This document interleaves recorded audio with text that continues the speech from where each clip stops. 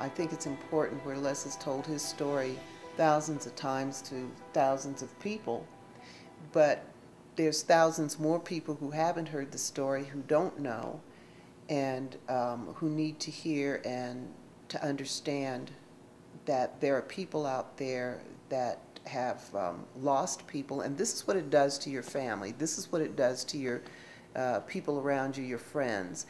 And we have found that when those stories come out and when people talk, you know, the next person is sitting there and saying, oh, I don't want that to happen.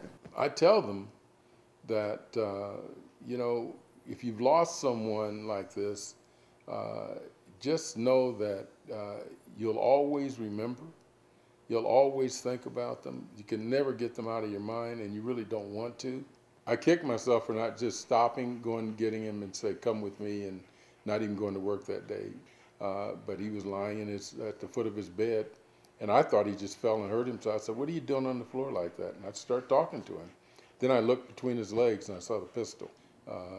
Shaka shot the first time with his right hand and missed and hit the ceiling, and they said that's pretty common. The second time, I think he used his left hand. Both my sons were left-handed, and he used his left hand, and the bullet went straight through his head, and he was brain dead. And, I had to go through the process of saying, unhook him from life support. I've given speeches for a couple of years. I would take that tape and show when its last breath was taken, and I still have all that stuff that I used to give talks. And I gave, over a 10-year period, I gave 1,000 presentations. I've been telling thousands and thousands of children to never give up. Don't give up, no matter what. Don't give up, because life is precious. That it's better to have a live ex-friend than a dead friend. That's what we as adults want to do, is, reach out to those young people and bring them along, give them the best opportunities that they can have and the best experiences. I never smiled for 2 years. My oldest son told me that. I tried to die. I wanted to die. The children is what really, truly got me out of it. And there's not a kid around, whether you be black, white, green, or yellow, that I wouldn't lay my life on the line for them. And I think they know that.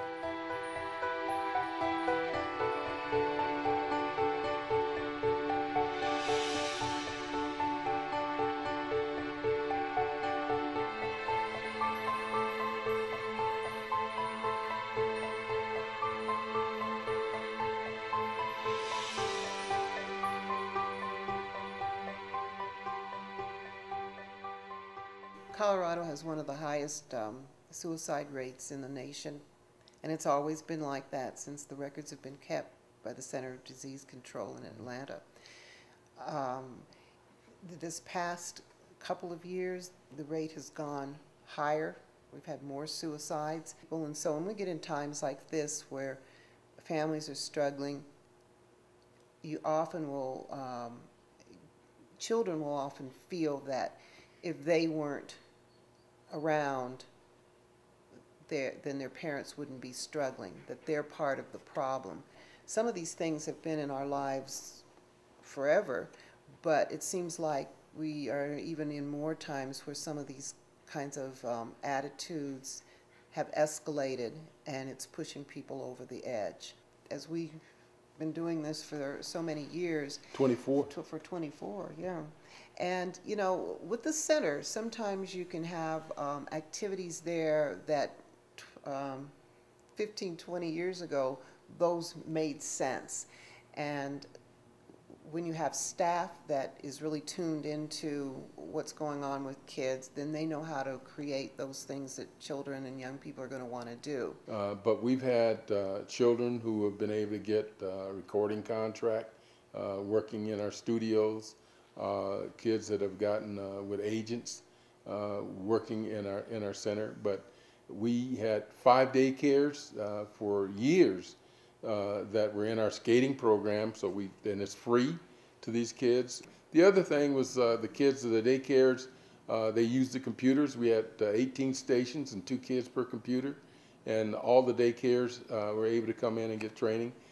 Kids learned how to play chess, and no one ever had to pay. No one was ever charged, for that. one of the things that we continually to push is the importance of education and to pursue your dreams.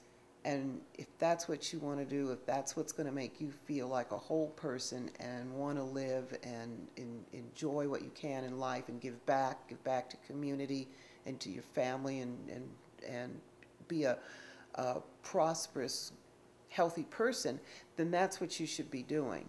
One of the things that we were blessed to be able to do last year was, for the first time since the economy really went south on us, and everybody, it had a major impact on a lot of people, but the people get hit really hard on nonprofits like us.